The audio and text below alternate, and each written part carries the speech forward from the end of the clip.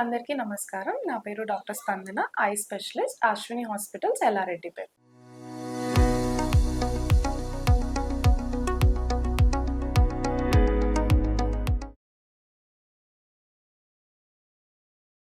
మన శరీరంలోని అన్ని అవయవాలలో ముఖ్యమైన అవయవం కళ్ళు. మరి అలాంటి వాటిని మనం జాగ్రత్తగా ఉంచుకోవడానికి ఎటువంటి జాగ్రత్తలు తీసుకోవాలో ఈ వీడియోలో తెలుసుకుందాం. మొదటగా చేయవలసిన పనులు. అందులో మొదటిది క్రమం తప్పకుండా కంటి చెకప్ చేయించుకోవడం. 40 ఏళ్లు పైబడిన వాళ్ళు, స్కూల్ పిల్లలు, అలాగే ఇదివరకు కళ్ళజోడు వాడుతున్న వాళ్ళు సంవత్సరానికి ఒకసారి ఐ చెకప్ కి రావాల్సి ఉంటుంది. షుగర్, బీపీ ఉన్న వాళ్ళు ప్రతి 6 నెలలకి చెక్ చేయించుకోవాల్సి ఉంటుంది. రెండవది సూర్యరశ్మి మరియు దుమ్ము నుండి కళ్ళను కాపాడుకోవడం. బైక్ మీద డ్రైవింగ్ చేస్తున్నప్పుడు కళ్ళకి ప్రొటెక్టివ్ గాగుల్స్ పెట్టుకోవడం వల్ల కంటిలో పొరలు మరియు డ్రైనెస్ ని నివారించవచ్చు. మూడవది సరి అయిన వెలుతురులో కూర్చొని చదివే అలవాటు చేసుకోవడం. పుస్తకాలు చదువుతున్నప్పుడు చీకటిలో లేదా మసక వెలుతురులో కూర్చోకూడదు. అలాగే టీవీ, మొబైల్ సరి అయిన డిస్టెన్స్ లో పెట్టుకొని వాడుతూ ఉండాలి. మొబైల్ 1 అడుగు దూరంలో, టీవీ 8 నుంచి 10 అడుగుల దూరంలో ఉంచుకోవాలి. నాలుగవది ఆరోగ్యకరమైన ఆహారం తీసుకోవడం. ఆకుకూరలు, పండ్లు, డ్రై ఫ్రూట్స్, క్యారెట్, అలాగే తగినంత వాటర్ తీసుకోవాల్సి ఉంటుంది. ఐదవది చిన్నపిల్లలు తీసుకోవాల్సిన జాగ్రత్త. కంటి మీద తెల్ల మచ్చ కనిపించినా,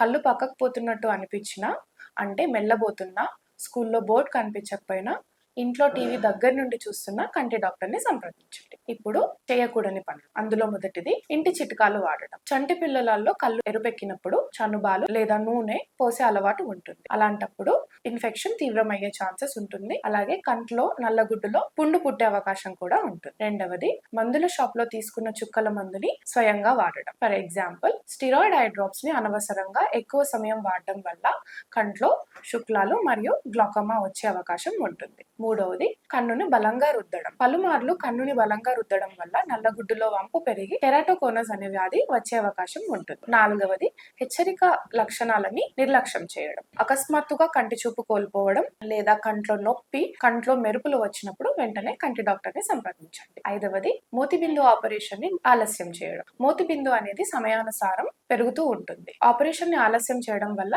కాంప్లికేషన్స్ అనేవి ఎక్కువగా అయ్యే అవకాశం ఉంటుంది. అలాగే రోగికి చూపు తిరిగి రావడం కూడా ఆలస్యం అవ్వచ్చు. మన కళ్ళని రక్షించుకోవడం మన అందరి బాధ్యత. చిన్న సమస్య కదా అని చిన్న చూపు చూడకండి. ఈ రోజే మీ కంటి పరీక్ష కోసం అశ్విని హాస్పిటల్ ని విజిట్ చేయండి. Thank you.